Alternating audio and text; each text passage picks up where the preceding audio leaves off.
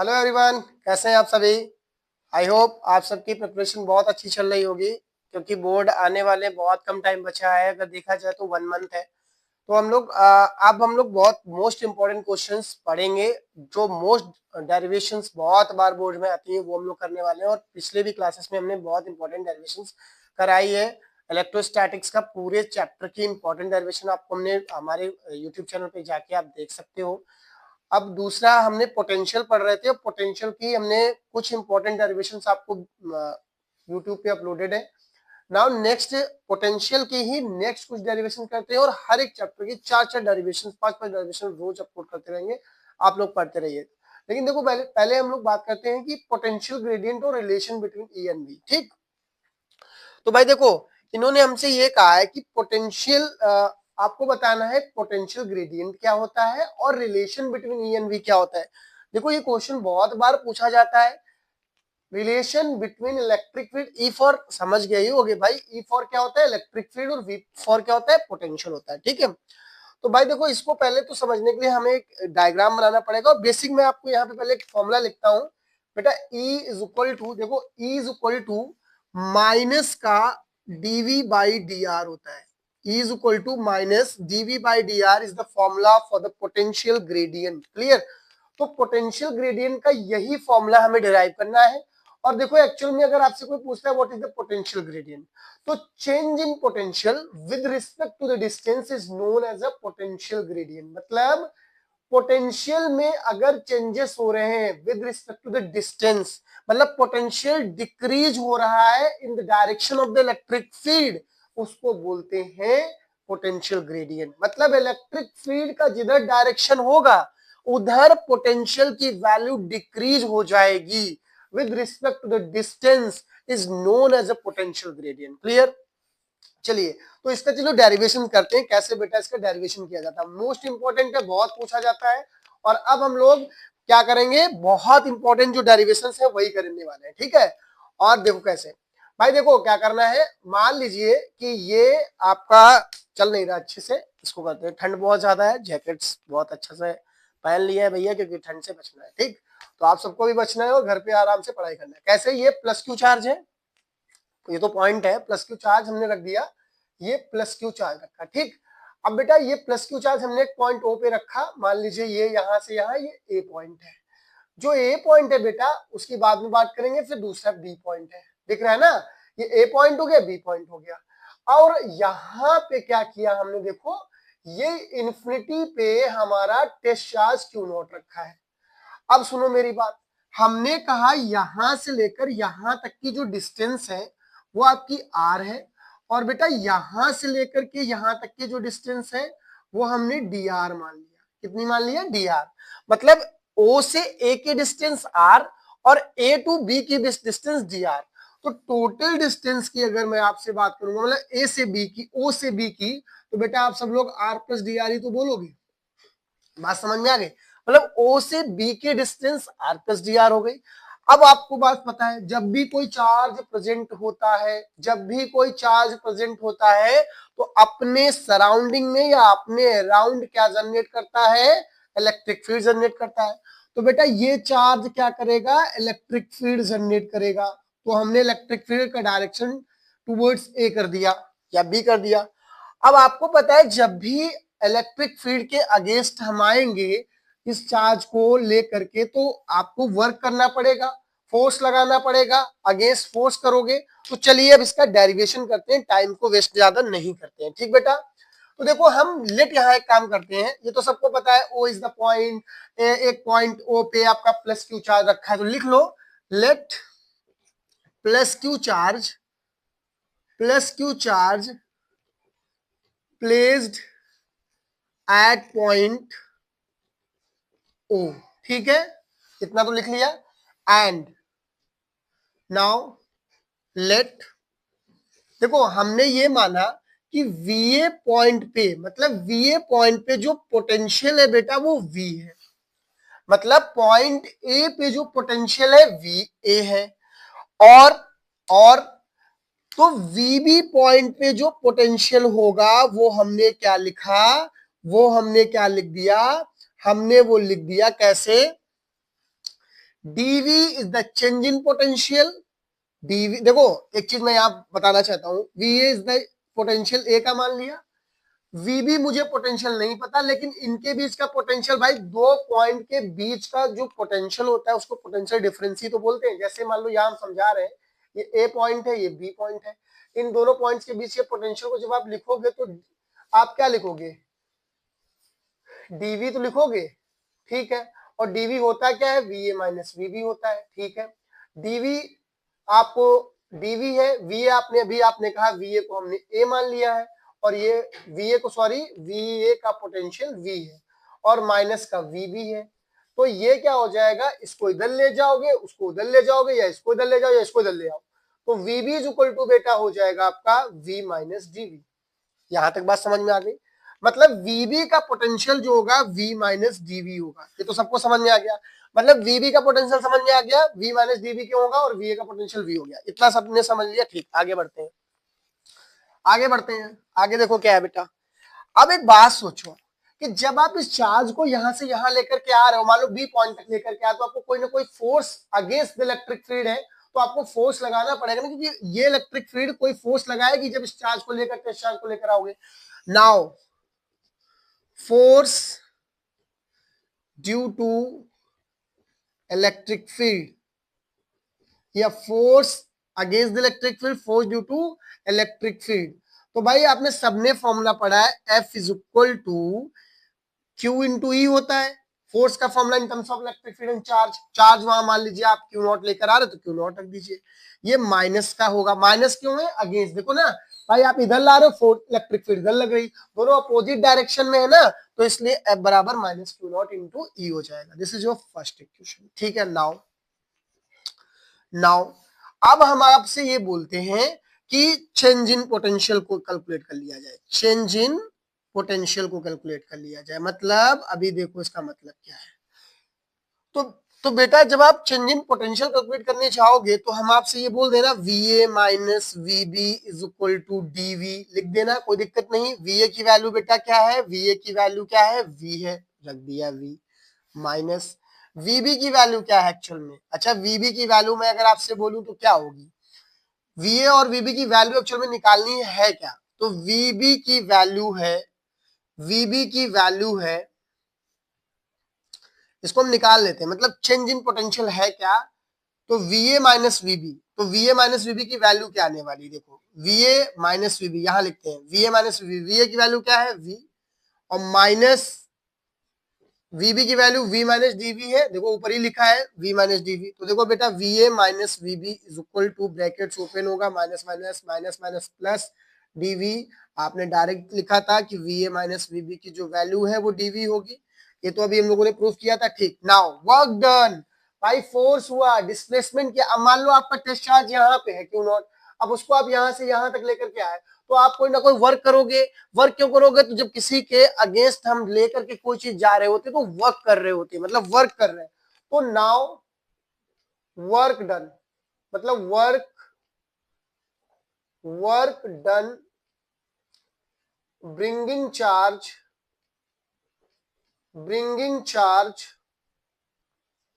कहां से कहां तक लेकर आए, क्यू नॉट टू ए, मतलब क्यू नॉट को ब्रिंगिंग चार्ज क्यू नॉट कहां से कहां, बी टू ए, मतलब बी से ए के लेकर आए। तो देखो भाई क्या होगा, work done W B to A is equal to, दिख रहा है ना, W B to A is equal to, work का बेसिक फॉर्मूला क्या होता है, फोर्स इनटू डिस्प्लेसमेंट, डिस्प्लेसमेंट कितना हुआ, डी आर हुआ, ठीक है। भाई फोर्स कितना लग रहा है, देखो यहाँ निकाला आपने माइनस का Q not into E into D R, लिख दिया, ठीक। अब आपने इसको इक्वेशन माना फर्स्ट, ये आपकी सेकंड मान लिया जाए क्योंकि फर्स्ट आपने यहाँ ले लिया, ठीक बेटा, यहाँ तक समझ में आई बात। अब देखो क्या करना है भाई, डब्ल्यू बी टू ए, अब आपने from the definition of the potential, from the, मेरे क्लास को जाके पहला पार्ट देखोगे समझ में आ जाएगा। From the definition of the potential difference, PD क्या होता है भाई, पोटेंशियल का V A minus V B is equal to W B to A upon का टेस्ट चार्ज क्यू नॉट। अच्छा V A minus V B की value आपने D V निकाली, डीवी रख दीजिए इनटू ये क्यू नॉट इधर आ जाएगा बराबर डब्ल्यू बी टू ए हो जाएगा। बेटा आपको क्या करना है, WB2A की जो वैल्यू है ये वाली, वो इक्वेशन 2 में पुट कर दीजिए। तो पुट WB2A इन इक्वेशन 2। तो बेटा देखो, जब WB2A की प्लेस पे आप पुट क्या करोगे, dV इंटू क्यू नॉट, तो dV into Q naught is equal to minus का Q naught E into D R. ठीक है, अब देखो क्यू नॉट से क्यू नॉट कट गया, dV इज इक्वल टू क्या बचा, minus E into D r बचा। ठीक है, तो यहां तक तो लिख लिया ना आपने। ठीक, अब देखो मैं यहाँ पर साइड में लिखता हूँ, फिर बताऊंगा इसकी कहानी। तो यहां से देखो ये डी आर अपॉन में चला जाएगा, तो ई इज इक्वल टू आ जाएगा माइनस का d V by D r. This is the formula for the potential gradient. आ गया नहीं आ गया? तो यही आपको फॉर्मूला प्रूविंग में पूछा जाता है कि चलिए भाई इस फॉर्मूले को प्रूव करते हैं कि कैसे आता है। अब देखो इसकी डेफिनेशन मान लीजिए लिखने, जैसे पोटेंशियल ग्रेडियंट डिफाइन करने को आ जाए, तो आपको देखो ये वाला फॉर्मूले से ही डेफिनेशन बनानी है। एक चीज और याद रखना, पोटेंशियल ग्रेडियंट जो होता है, जो यहाँ पे आपने कैलकुलेट किया है डीवी माइनस डी आर, वो हमेशा वेक्टर क्वांटिटी होता है। कैसी क्वांटिटी होता है? Vector quantity. तो क्योंकि देखो पोटेंशियल जो है वो कैसी क्वांटिटी है? पोटेंशियल स्केलर क्वांटिटी है, लेकिन ये क्या होता है? वेक्टर, क्योंकि ये डायरेक्शन पे डिपेंड करती है। क्यों डिपेंड करती है? इलेक्ट्रिक फील्ड के डायरेक्शन में, जिधर इलेक्ट्रिक फील्ड का डायरेक्शन होगा, पोटेंशियल की वैल्यू उस डायरेक्शन में कम हो जाएगी। क्योंकि देखो ये माइनस साइन यही इंडिकेट करता है यहाँ पे। This minus sign indicate the direction of the electric field. The value of the potential gradient will be decreases. Clear? तो ये बात आप हमेशा याद रखना। तो इसीलिए अब definition, change in potential with respect to the distance is known as a potential gradient. ठीक है, समझ में आ गया? तो ये आपको समझ में आया। अब हम लोग करते हैं दूसरी डेरिवेशन। हाँ, तो नेक्स्ट देखो, इसका नेक्स्ट सेकेंड डेरिवेशन बहुत इंपॉर्टेंट है, वो भी जैसे कि पोटेंशियल ग्रेडियंट था।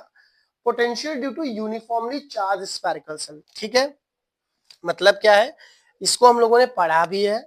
ये वहां पे देखो हमने यूनिफॉर्मली चार्ज स्फेरिकल सेल पढ़ा था, वो पोटेंशियल नहीं, हमने इलेक्ट्रिक फील्ड पढ़ा था।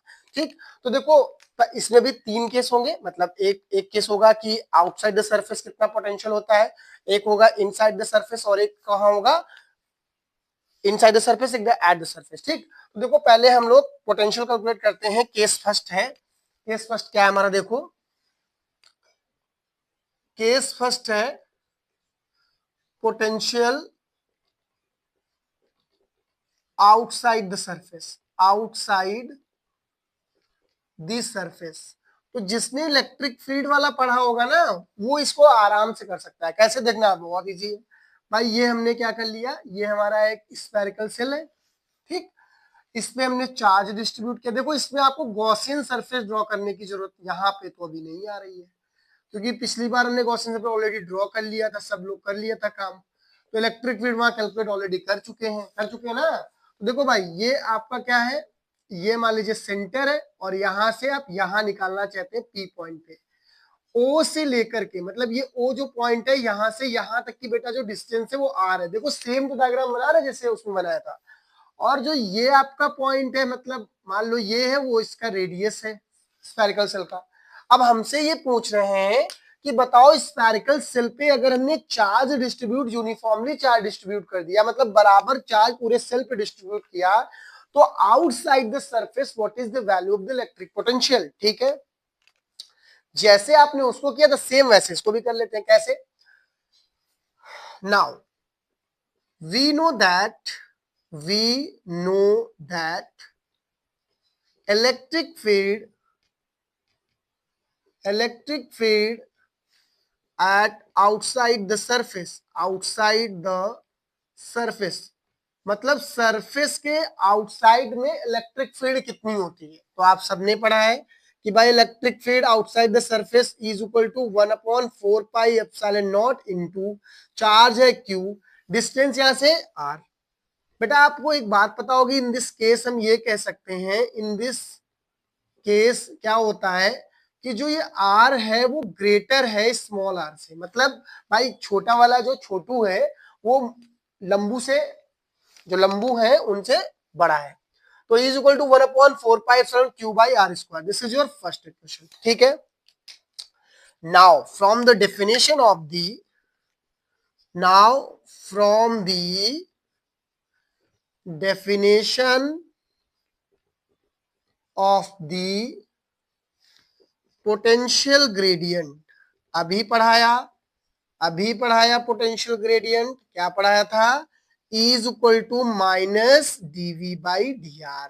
ठीक, अगर बेटा मैं यहां से डीवी निकाल लूं तो डीवी इज इक्वल टू क्या हो जाएगा? Minus E into D R हो जाएगा। हो जाएगा नहीं हो जाएगा? Now integrate both side. Now integrate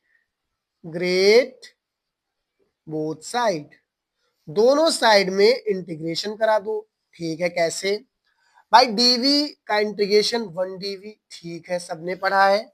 minus ई की वैल्यू क्या है? ये है, रख दो पहले 1/4 pi epsilon naught into Q by R square. ठीक, इंटू डी आर, और ये इंटीग्रेशन पहना दो।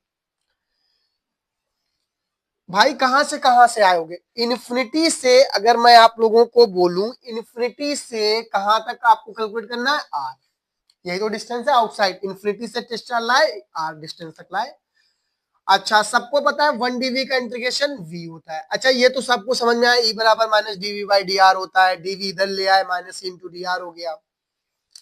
अब बेटा कांस्टेंट टर्म आप लोग को हमने सबको पढ़ाया था। देखो 1 डीवी का इंटीग्रेशन v होता है, मतलब जो ये कांस्टेंट टर्म है 1, जो यहाँ पे होता है वही उसका इंटीग्रेशन हो जाता है। जैसे 1 dx होता है तो यहाँ पे x लिख देते। ठीक, माइनस 1/4 पाई एप्सिलॉन नॉट, और क्या बाहर आएगा? क्यू भी बाहर आ जाएगा। इंटीग्रेशन किसका बचेगा? इन्फिनिटी टू आर का, और यहाँ पे 1/r²। तो आप सबने पढ़ा है 1/r² इंटू डी आर लिख देते हैं। ठीक, v is equal to minus 1/4 pi epsilon naught into Q, और ये इंटीग्रेशन होगा इन्फिनिटी का होगा। ये r की पावर -2 लिख दूं, डायरेक्ट इंटीग्रेशन कर रहा हूं, समझ में आ रहा होगा आप लोगों को। ये प्लस में ऊपर जाएगा, माइनस में r की power -2 plus 1/-2 plus 1 infinity r to infinity. इसको अपर लिमिट बोलते हैं, इसको लोअर लिमिट बोलते हैं। ठीक है, अब बेटा एक चीज देखो, v is equal to minus 1/4 pi epsilon naught into Q हो जाएगा, और यहाँ r की पावर माइनस का 1 बचेगा, नीचे -1, और यहाँ r टू इन्फिनिटी। ये माइनस से माइनस कट जाएगा।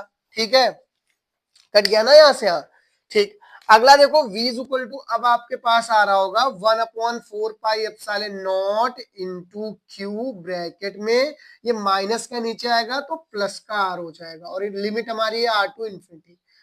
आप सबको हमने पढ़ाया था, जो अपर लिमिट अप्लाई करते हैं तो हम लिखते हैं r मतलब 1/r, और लोअर लिमिट में माइनस लगा देते हैं। मतलब जो लोअर वाली लिमिट लगाते हैं तो यहाँ माइनस आता है।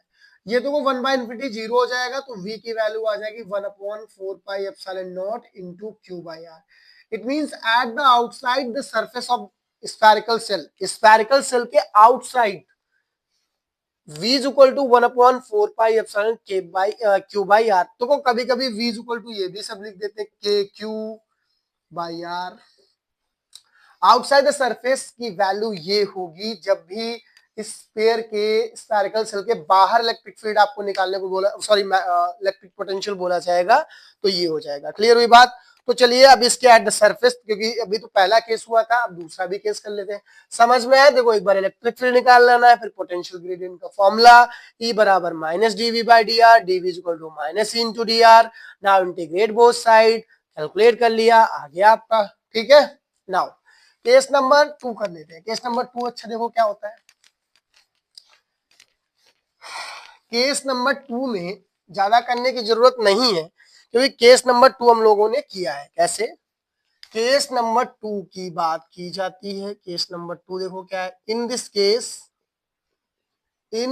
Case r is equal to r ही तो हो जाता है, ये भी तो उसमें किया था। तो नाउ इसमें कुछ नहीं करना। नाउ वी नो दैट, हमने फॉर्मूला डिराइव कर लिया है। v इज इक्वल टू, मतलब आउटसाइड द सरफेस यही तो था, क्यू बाई आर स्क्वायर, मतलब r।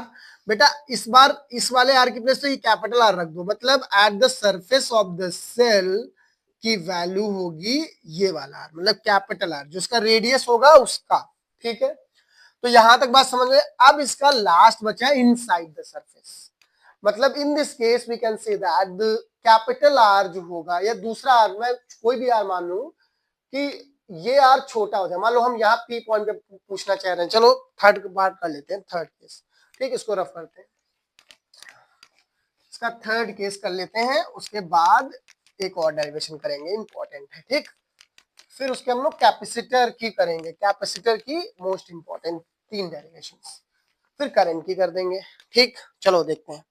तो थर्ड केस इसका कहता है, third case inside the shell, inside the shell, shell के भाई अंदर क्या हो जाएगा, ठीक है। देखो मान लीजिए ये आपने सेल बनाया, चार्ज डिस्ट्रीब्यूटेड है, uniformly charge distributed at the shell, ठीक है, SHE है, ठीक। ये इसका क्या था, कैपिटल आर। इस केस में मान लीजिए हम पी पॉइंट पे निकालने, ये है इस केस में इनसाइड द सेल, ठीक। तो बेटा इनसाइड द सेल की अगर हम बात आपसे करते हैं तो आपका यहां से इन दिस केस मैं आपसे ये बोलूंगा, इन दिस केस क्या होगा, जो आर होगा स्मॉल आर, देखो ये स्मॉल आर जो होगा वो छोटा हो जाएगा कैपिटल आर से, ये तो बात हो जाएगी। इन दिस केस कैपिटल आर जो होगा वो छोटा हो जाएगा। नाउ नेट पोटेंशियल, पहले तो नेट पोटेंशियल की बात कर ली जाए। Net potential V is equal to, भाई V इज इक्वल टू अगर मैं आपसे बोलूंगा तो आप लिखोगे minus E into D R, ये पहला होगा। कहां से कहां तक हम बात करेंगे, हम बात करते हैं जीरो मतलब इन्फिनिटी टू ये वाले आर तक की, ठीक। फिर प्लस इंटीग्रेशन, ये R2 कैपिटल आर होगा और माइनस का E इंटू डी आर होगा। इसको नोट कर लीजिए 1 मिनट के लिए, समझ में आ रहा है ना, दिख रहा है, ठीक। तो ये आपकी बात हो जाएगी। ये अच्छा ये आर है, ठीक, ठीक है, ये आर यहां जाएगा, ये आर यहां, ठीक है। अच्छा आपने सबने पढ़ा था इनसाइड, ये देखो ये वाला आर किसको इंडिकेट कर रहा है, इनसाइड द सेल। भाई आर मतलब ये आर से, ये कैपिटल आर से मतलब जो रेडियस है, आपने अंदर वाले आर की बात की है। तो अंदर इलेक्ट्रिक फील्ड की वैल्यू क्या पड़ी थी, तो यहां लिखना वी नो दैट, भाई ये सबने पढ़ा था, we know that inside, E inside, E inside zero होती नहीं होती भाई, इसके अंदर इलेक्ट्रिक फील्ड हम लोगों ने प्रूविंग किया है, गॉस थ्योरम में जाकर देख लो कि इसके अंदर जीरो होती इलेक्ट्रिक फील्ड, ठीक है। तो जीरो मतलब जो कंडक्टिंग स्फीयर होता है उसके अंदर इलेक्ट्रिक फील्ड की वैल्यू जो होती है वो जीरो होती है, तो देखो जीरो कर देंगे। तो v is equal to integration infinity to r minus E into D R और प्लस, भाई जीरो अगर करोगे मल्टीप्लाई तो जीरो हो जाएगा, ठीक। E is equal to, E की वैल्यू आप सबको याद है, तो ई की वैल्यू रख दीजिए यहाँ पे आप लोग, क्या है -1/4 pi epsilon naught into Q by R square into D R होती है। कांस्टेंट टर्म को बाहर ले आना, तो -1/4 pi epsilon naught into Q upon, मतलब ये इंटीग्रेशन ये हम डायरेक्ट कर ले रहे हैं क्योंकि प्लस का ऊपर जाएगा माइनस का हो जाएगा जैसे अभी पीछे किया था, और ये लिमिट है कैपिटल आर टू इंफिनिटी। तो देखो -1/4 पाई एप्सिलॉन नॉट हो जाएगा into Q, limit -2 + 1/-2 + 1, limit R2 infinity है। ये -2 से +1 गया तो माइनस का क्या बचेगा 1, एक बार और लिख लिया जाए तो r की पावर -1/-1 और ये R2 इंफिनिटी हो गया, ये माइनस से माइनस कट गया, v इज इक्वल टू आ गया 1/4 pi epsilon naught into Q, और ये 1/r हो जाएगा, लिमिट R2 इंफिनिटी आ जाएगी, ठीक है। यहां से v is equal to formula देखो, लिमिट अप्लाई किया जाए जैसे अभी किया था, इसको के लिख दें भाई 1/4 पाई एप्सिलॉन नॉट के भी लिख सकते हैं, इतना क्यों बार बार लिखें, ठीक। ये q हो जाएगा, लिमिट अप्लाई कर दो, 1/अपर लिमिट एक बार r माइनस 1/, तो v इज इक्वल टू के क्यू बाई आर। इसका मतलब समझ रहे हो, मतलब जितना, जैसे मैं आपसे क्वेश्चन पूछूं कि ये जैसे एक स्फेरिकल सेल है, इस स्फेरिकल सेल के सरफेस पे 5 वोल्ट का पोटेंशियल है, what is the potential at the inside the surface, मतलब मान लो मैंने पी पॉइंट पे आपसे पूछा कितना होगा तब भी 5 वोल्ट होगा, मान लीजिए मैंने क्यू पॉइंट पे पूछा तब भी 5 वोल्ट होगा। इट मींस लेकिन इलेक्ट्रिक फील्ड अगर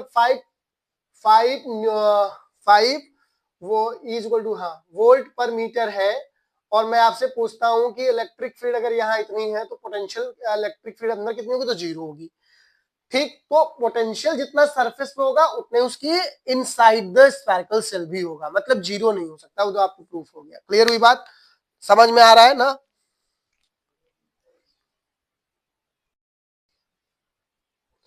देखो आज के लिए लास्ट डेरिवेशन से बहुत इंपॉर्टेंट है ये वाली। क्या पूछ रहे हैं, work done in rotating an electric dipole in in electric field. देखो किसी भी इलेक्ट्रिक डाइपोल को जब आप यूनिफॉर्म इलेक्ट्रिक फील्ड में प्लेस कर देते हो तो कितना वर्क करना पड़ेगा आपको। तो चलिए एक डायग्राम पहले फॉर्म करते हैं, फिर इसको करते हैं। और बहुत इंपॉर्टेंट है ये work done rotating an electric dipole in electric field. Magnetic field वाला बाद में करा देंगे, बहुत आसान है, बट यहां अभी पढ़ लो इलेक्ट्रिक फील्ड में। ठीक, तो देखो ये फॉर्मूला बन मतलब ये हम यूनिफॉर्म इलेक्ट्रिक फील्ड बना रहे हैं। ठीक, ये हमारा यूनिफॉर्म इलेक्ट्रिक फील्ड है, तो ऐसे आपने यूनिफॉर्म इलेक्ट्रिक फील्ड बना लिया। ठीक, अब बेटा एक बात इन्होंने ये बोली है कि मान लीजिए आपका कोई ये मतलब माइनस क्यू चार्ज और ये प्लस क्यू चार्ज का कोई भी इलेक्ट्रिक डाइपोल सबने पढ़ा था, सबने पढ़ा था डाइपोल, तो ये हमारा कोई dipole P, this is two distance between the two dipole. अब देखो इसको रोटेट करा करके धीरे धीरे धीरे धीरे, पहले मान लीजिए यहाँ पे था, ठीक है, थीटा 1 आपने रोटेट कराया, समझना इस बात को, ये थीटा 1 रोटेट कराया तो ये प्लस क्यू यहाँ पहुंच गया। ठीक, समझते रहना, मैं डायग्राम मतलब डायग्राम में कलर चेंज करूंगा। फिर आपने क्या किया, इसको यहाँ पे लेके चले गए। ठीक, तो यहाँ पे लेके गए तो प्लस क्यू हो गया, और यहां से ले गए, सपोज दैट मैं कह रहा हूं यहां से यहां तक थीटा 2 पे चले गए, रोटेट कराते रहे, और ये डाइपोल। अब बेटा इन्होंने कहा जब आपने इसको ऐसे रोटेट करा रहे हो, ऐसे से रोटेट कराते जा रहे हो, तो कितना वर्क करना पड़ेगा इस डाइपोल को यूनिफॉर्म इलेक्ट्रिक फील्ड में रोटेट कराने में, मतलब वर्क कितना होगा। तो देखो बेटा जब भी ऐसा क्वेश्चन होगा तो आपको ऐसे किसको कैसे करना पड़ेगा, ऐसे मैं डी थीटा की अगर बात करूंगा, चेंज इन थीटा, तो थीटा 2 माइनस थीटा 1 ही तो होगा, मतलब कितना चेंज हुआ। पहले आप थीटा 1 पे थे, फिर आप यहां पहुंच गए, तो डी थीटा कितना, मतलब डी थीटा कितना है, तो थीटा 2 माइनस थीटा 1। अब एक चीज समझना, जब भी जैसे ये डाइपोल आपका ऐसे पड़ा था और डाइपोल को आपने यूनिफॉर्म इलेक्ट्रिक फील्ड में रखा, तो आपने कहा था सर एक टॉर्क जनरेट होता है जब भी कोई डाइपोल यूनिफॉर्म इलेक्ट्रिक फील्ड में जाता है, वो भी, और वो क्या कहता है, वो चाहता है कि ये यूनिफॉर्म इलेक्ट्रिक फील्ड में ऐसे रहे। तो अब ये तो ऐसे रहना चाह रही है, मतलब ये जो डाइपोल है वो तो ऐसे रहना चाह रहा है, और आप इसको ऐसे कर रहे हैं, और जैसे ऐसे छोड़ेंगे फिर ये ऐसे आना चाहेगा, क्योंकि भाई देखो टॉर्क इसमें जनरेट होगा, टॉर्क क्या करेगा, इसको इलेक्ट्रिक फील्ड के डायरेक्शन में, ये ई है हमारा, इलेक्ट्रिक फील्ड के डायरेक्शन में इसको अलाइन करना चाहेगा। ठीक है, चलिए नाउ हम लोग, now we know that, now we know that, ठीक है, क्या जानते हो भाई, torque acting on a dipole. ठीक, torque acting on dipole placed in uniform electric field, uniform electric field। तो वो टॉर्क कौन कितनी होगी, सबने पढ़ा है, टाउ बराबर सबने पढ़ा है पीई साइन थीटा होता है, यही तो टॉर्क जनरेट होती थी, यही तो डेरिवेशन किया था। Now work done, work done to rotating a dipole to very small angle, very small angle, और वो इस वेरी डी थीटा मैंने मान लिया। ठीक, ये D theta angle, D theta क्या था, theta 2 minus theta, theta 2 minus theta 1। तो भाई देखो डी डब्ल्यू हमने वर्क डन भी माना, tau into D theta, tau क्या है हमारा, टॉर्क है, डी थीटा तो ये एंगुलर टॉर्क, मतलब किसी एंगल पर रोटेट करा रहे हो, ये टॉर्क क्या कर रहा है, इस डाइपोल को अलाइन करना चाह रहा है यूनिफॉर्म इलेक्ट्रिक फील्ड में। ठीक है, इंटीग्रेशन कर देते हैं। कहां से कहां लेकर गए थे, θ1 से θ2 लेकर गए थे। 1 dw का इंटीग्रेशन सबको पता होता है, क्या होता है, w होता है। ठीक है भाई, यहां तो अभी ऐसे ही काम करना पड़ेगा। टाउ कितना है, टाउ की वैल्यू है P E sine theta into D theta. ठीक है भैया, अब देखो W तो आ गया, लेकिन अब पीई को बाहर लेके आओ जरा। इंटीग्रेशन किसका करना है, साइन थीटा का। अब आप लोग मैथमेटिक्स और बायो का स्टूडेंट, तो जल्दी से बता दो साइन थीटा का इंटीग्रेशन क्या होता है। तो साइन थीटा का इंटीग्रेशन किसी बच्चे ने बताया सर माइनस कॉस थीटा होता है, θ1 θ2। लिमिट अप्लाई करते हैं अब, तो लिमिट अप्लाई सबने कर लिया, ये माइनस बाहर ले आओ, माइनस पी हो जाएगा। ठीक है, तो देखो अपर लिमिट है ये, तो cos θ2, फिर ये लोअर लिमिट है, जब लोअर लगाते हैं तो माइनस लगा देते हैं, और एक cos θ1, मतलब एक बार हमने θ2 लिख दिया, एक बार हमने θ1 लिख दिया। अब देखो अगली कहानी क्या है, अगली कहानी ये है कि जो W का फॉर्मूला बन गया वो आया minus p E cos θ2 minus cos θ1। अब देखो इस माइनस का अंदर मल्टीप्लाई, तो ये बेटा वर्ग का जब माइनस के अंदर मल्टीप्लाई करोगे तो माइनस माइनस प्लस, मतलब cos θ1 प्लस का हो जाएगा, और ये माइनस का cos θ2 हो जाएगा। तो ये वर्क डन, आपको इतना वर्क डन करना पड़ेगा जब भी किसी भी डाइपोल को आप यूनिफॉर्म इलेक्ट्रिक फील्ड में प्लेस करोगे। ठीक है, समझ में आया। तो इसके इंपॉर्टेंट क्वेश्चंस और भी आगे कराएंगे, ये बहुत इंपॉर्टेंट था वर्क डन। अब देखो इसके सिंपल केसेस क्या है कि अगर डाइपोल को इक्विलिब्रियम स्टेट से आप थीटा मतलब परपेंडिकुलर 90 डिग्री पर रोटेट करा दो, तो भाई θ1 की वैल्यू थीटा, θ2 90, तो ये हो जाएगा पी और थीटा cos θ1, मतलब cos θ1 को थीटा माना, तो cos थीटा माइनस ये 90 तो 0 हो गया, तो P cos थीटा आ जाएगा। कैसे, मतलब जब आपने डाइपोल को, मैं यहां रफ कर देता हूं 1 मिनट के लिए, ये वाला, ठीक है मतलब नॉर्मल स्केल से, ठीक, मतलब θ1 को थीटा ले लो और θ2 को 90 डिग्री ले लो। ठीक, तो यहां से तो W का जो फॉर्मूला हुआ, तो P cos theta minus cos, ये कितना होगा 90 cos 90 0 होता है, तो उस समय W का फॉर्मूला P cos थीटा बन जाएगा। ठीक, ये बन जाएगा। P आपको पता है इलेक्ट्रिक डाइपोल होता है, E पता है इलेक्ट्रिक फील्ड होता है, तो समझ में आ गई बात। ऐसे ही मान लीजिए क्या कर लिया जाए कि मैक्सिमम अगर आपसे टॉर्क पूछा जाए कि मैक्सिमम कब होगा, मतलब मैक्सिमम वर्क डन कब होगा, तो एक चीज याद रखना, फॉर मैक्सिमम, मैं लिख दे रहा हूं, ये कंडीशन आपको लिख देता हूं, फॉर मैक्सिमम कंडीशन। ठीक, ये अभी मैं तो याद ही है सबको, ये लास्ट कंडीशन समझा दूं। फॉर मैक्सिमम, मान लो आपसे कोई कहता है मैक्सिमम वर्क आपको कब करना पड़ेगा, तो एक चीज याद रखना, θ1 जो हो वो आपका 0 डिग्री हो और θ2 जो हो वो 180 डिग्री हो। मतलब डाइपोल को कैसे रोटेट करा दिया आपने, यहां से ऐसे पूरा घुमा के ले गए 180 डिग्री तक। तो देखो θ1 0 डिग्री, तो W is equal to p E cos θ1 minus cos θ2 ही तो फॉर्मूला है आपका। ठीक है, पीई लिख दिया, cos 0 माइनस cos 180। अच्छा, सबको पता है cos 0 की वैल्यू 1 और माइनस cos 180 की -1, तो यहां से पीई हो गया माइनस माइनस 2, मतलब माइनस माइनस प्लस 112। तो देखो मैक्सिमम वर्क अगर आपसे कोई पूछता है तो आपको यही बताना है, this is the formula for the maximum work when the dipole rotating from the initial state to the 180 degree. ठीक, तो डन, समझ में आई बात। चलिए नेक्स्ट में हम लोग कैपेसिटर और कैपेसिटेंस के इंपॉर्टेंट क्वेश्चंस करेंगे। ठीक है, तो पढ़ते रहिए, बाय बाय।